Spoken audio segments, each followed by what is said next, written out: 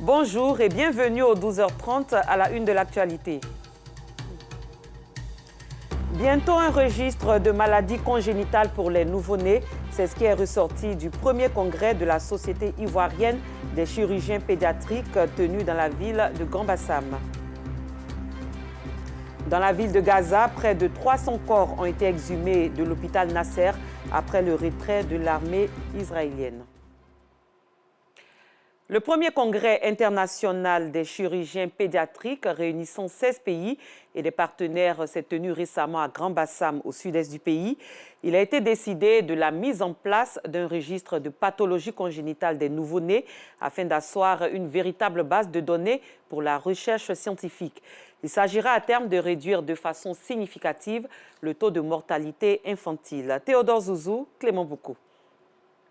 Sécuriser et améliorer la qualité des soins aux nouveau-nés venus au monde avec des pathologies congénitales, c'est le combat de la SICP, Société ivoirienne des chirurgiens pédiatriques.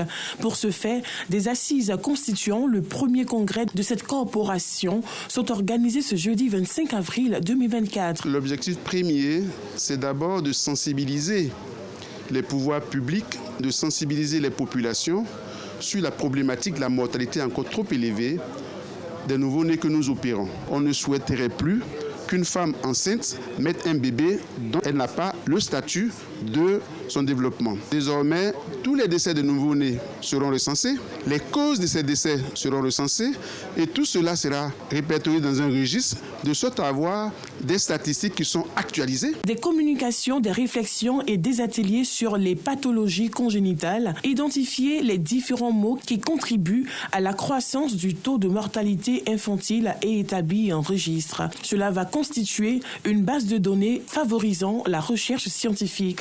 Les résultats de ces travaux sont très attendus par Eugène Aka Aoulé, président du CSEC, Conseil économique, social, environnemental et culturel, au patron de la cérémonie. Les présentes assises, comme vous le savez, visent l'atteinte de l'objectif 3 des objectifs du développement durable des Nations Unies.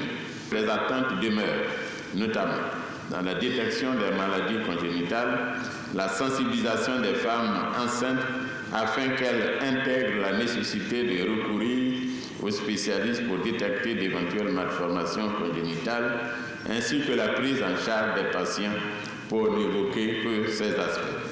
Je voudrais donc saluer la volonté affichée des membres de la Société ivoirienne de chirurgie pédiatrique à donner plus de chances de survie à ces nouveau-nés par des soins de qualité. Ces assises de 2 jours réunissent 16 pays d'Afrique avec la participation d'experts français, américains et de partenaires. C'était le récit de Joël Gosset. Les compléments alimentaires améliorent-ils la santé? Quel est leur apport et comment les utiliser de façon optimale? Des réponses dans ce reportage de Justin Kwasi et d'Assitan Diarra. Définis comme des denrées alimentaires dont le but est de compléter un régime alimentaire normal. Les compléments alimentaires ont des vertus médicales. Ils constituent une source concentrée de nutriments et d'autres substances ayant un effet nutritionnel ou physiologique. Le complément alimentaire, on le prend à titre curatif pour quelqu'un qui est déjà malade. Et on le prend aussi à titre préventif pour prévenir. La biodisponibilité des éléments dans les aliments très faible. Les compléments alimentaires vont nous permettre d'éviter l'oxydation des cellules, faciliter la digestion, éviter le vieillissement des cellules en agissant au niveau de l'ADN. Ça va agir sur tout le corps pour permettre au corps de garder la santé. Au début, quand je dormais, quand je me réveille ici, tout, c'est chaud façon. Donc, quand j'ai commencé à prendre les compléments, tout ça va. C'est très bon. La consommation des compléments alimentaires prolonge la vie, selon Souleymane Koulibaly, ingénieur en génie alimentaire. Avec l'évolution de la science, on peut augmenter son âge biochimique en augmentant la longueur de nos télomères. Et les compléments alimentaires, justement, en les prenant, vont augmenter la longueur des télomères. Le concept est qu'en utilisant ces produits-là, tu fasses plus jeune que ce que tu parais. Plusieurs types de compléments alimentaires ont été exposés lors du lancement des activités de l'entreprise initiatrice de l'événement. Parlons entrepreneuriat. Les jeunes diplômés sont de plus en plus portés sur la création de leurs propres entreprises. Pour les accompagner dans ce processus, l'Institut national polytechnique Houphouët-Boigny et l'Université internationale de Grand Bassam ont signé un accord de partenariat avec une structure américaine. Ce partenariat permettra aux étudiants issus des deux écoles ivoiriennes de se doter de rudiments nécessaires pour aborder le monde entrepreneurial. Clément Boko. Ils sont venus des différentes communes du district d'Abidjan pour suivre la formation sur le développement de l'intelligence artificielle à l'hôtel Palm Club de Cocody. Le forum Ndimage s'est adressé aux entrepreneurs à travers la 5e édition sur l'importance de ce nouvel outil informatique dans l'entreprise. Il a pour objectif de transmettre le savoir en formant des personnes qui ont envie d'influencer positivement. Aujourd'hui, ces technologies-là vont impacter autant les métiers que même l'entrepreneuriat. Donc l'IA est présent dans sa forme que vous pouvez connaître aujourd'hui, ChatGPT pour ne citer que cela, Gemini, mais l'intelligence artificielle à travers le machine learning sont des technologies qui sont déjà utilisées, employées et qui aujourd'hui créent des mutations dans les métiers d'aujourd'hui et même de demain. Parler d'intelligence artificielle pour les entrepreneurs, je pense que c'est ce qu'il faut, c'est le thème qui est d'actualité. Pourquoi? Parce qu'aujourd'hui, l'Afrique regorge de talents inexploités. Et pour moi, l'intelligence artificielle nous permettra d'aller en profondeur pour pouvoir exploiter ces talents, ces ressources que nous pouvons utiliser grâce à l'intelligence artificielle. Cette formation a été une occasion pour les participants d'en savoir davantage sur le développement de l'intelligence artificielle dans l'entrepreneuriat. L'IA, c'est une technologie très révolutionnaire, surtout pour nous, les entrepreneurs. Et participer à cette conférence qui nous a permis de connaître l'IA, on va dire, sur plusieurs aspects, de connaître l'utilisation de l'IA, a été très bénéfique pour nous. Elle est très enrichissante. Quand je venais ici, j'étais un peu confus sur certaines actions, sur comment en fait utiliser ou permettre à l'IA de pouvoir m'être utile dans l'exécution en fait de mes tâches. Mais au sorti des expériences vécues par nos différents panélistes, j'ai compris tout de suite en fait qu'il y avait déjà en fait des solutions pour mon entreprise. Le forum Ndimage Africa est initié dans le cadre d'une réflexion et surtout pour la promotion de l'intégration africaine depuis 5 ans à Casablanca au Maroc. Cette initiative a évolué sous la forme d'un forum économique qui parle beaucoup plus d'entrepreneuriat jeune. C'était le point d'Aïcha Guiri et d'Ido Georgette Fofana. On s'intéresse à la 25e édition du Week-end des Ébonies. L'UNJCI, Union des journalistes de Côte d'Ivoire, s'active pour la réussite de ce rendez-vous. Avec nous, Sangaré, voyons les préparatifs de cette cérémonie qui se tient ce soir. Yamoussoukro, capitale politique ivoirienne à 230 km d'Abidjan. La ville accueille la 25e édition du Week-end des Ébonies. Un week-end pour célébrer l'excellence, mais surtout pour renforcer les liens de confraternité. Déjà, ce vendredi, les premières délégations de journalistes se signalent. C'est l'occasion pour nous de rallumer l'esprit de confraternité qui existe à travers les différentes activités organisées par l'Union nationale des journalistes de Côte d'Ivoire. Donc voir l'UNJCI se déployer à l'intérieur du pays pour une activité, notamment l'organisation des Ébonies, c'est une chose qui peut plaire à tous journalistes qui travaillent à l'intérieur du pays.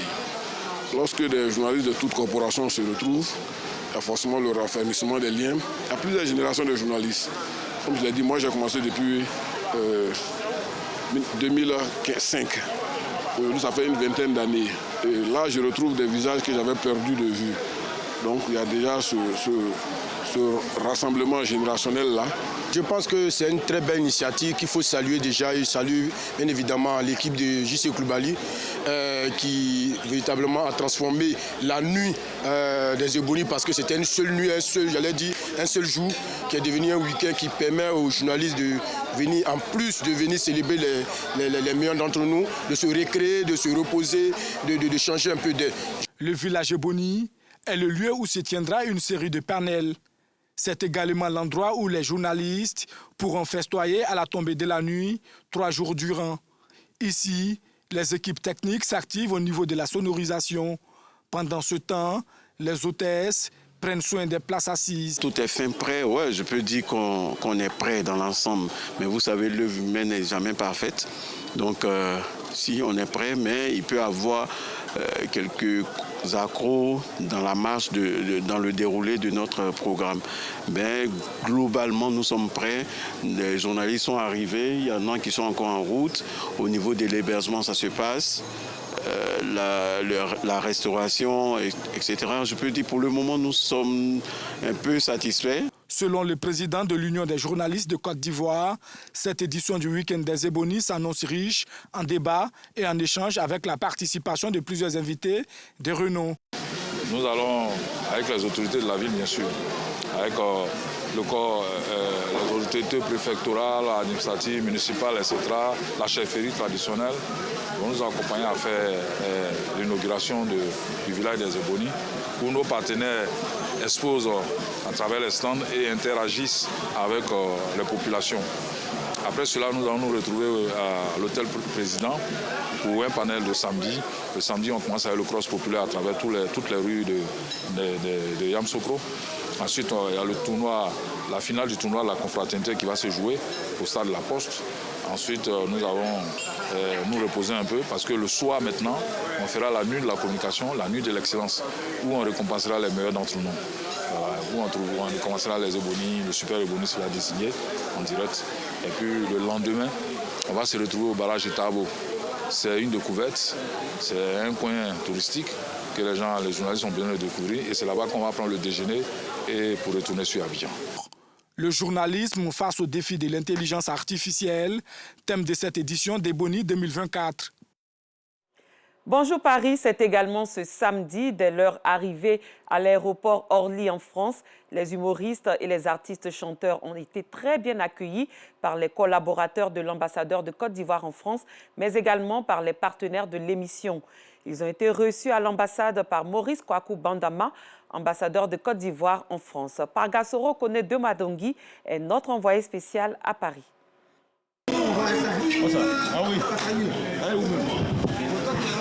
Ambiance électrique à l'aéroport Orly de Paris. Équipe de production et humoristes de l'émission Bonjour, mais aussi artistes-chanteurs, très bien accueillis par producteurs délégués, fonctionnaires de l'ambassade de Côte d'Ivoire en France et par partenaires de l'émission humoristique de la radio-télévision ivoirienne RTI.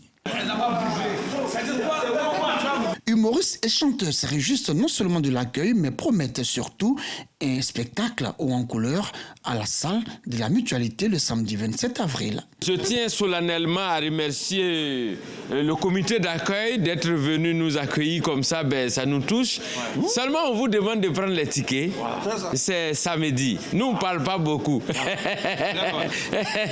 C'est ça, non? Oui, c'est ça. Saïdati wa Saïdati, on est au Paris. Voilà. Comme il a dit, il vient d'arriver à Paris. Il dit vraiment, on risque de nous rafler ce jour-là. C'est ça? C'est pas ça, il dit. Tu as dit quoi? Qu'on va faire un spectacle, ça a tué. Ah ouais, c'est la même chose que je viens de dire. Donc venez. Venez, on va célébrer la 3e étoile. On a souffert.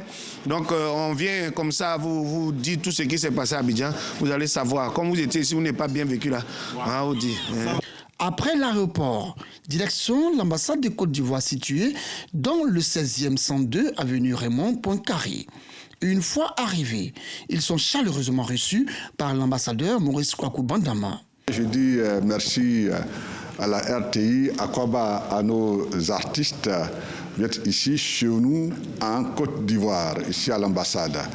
Et je profite de votre visite pour lancer un appel à nos compatriotes ivoiriens de France, de la diaspora, pour leur dire que l'événement annoncé est là, en vérité et de façon effective.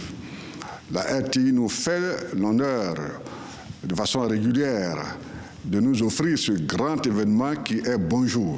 Bamba himself, producteur délégué de l'émission Bonjour, au nom du directeur général de la RTI, Fousseni Dambélé, a exprimé la gratitude de la Maison Bleue à son Excellence et à ses collaborateurs.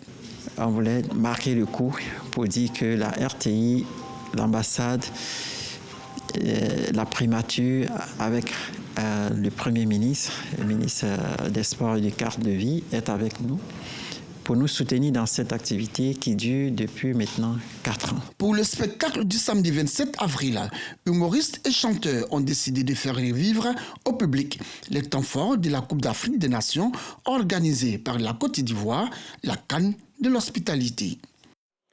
Et toujours hors de la Côte d'Ivoire, l'Afrique du Sud célèbre cette année ses 30 années de liberté dans un contexte d'inégalité et d'élections tendues.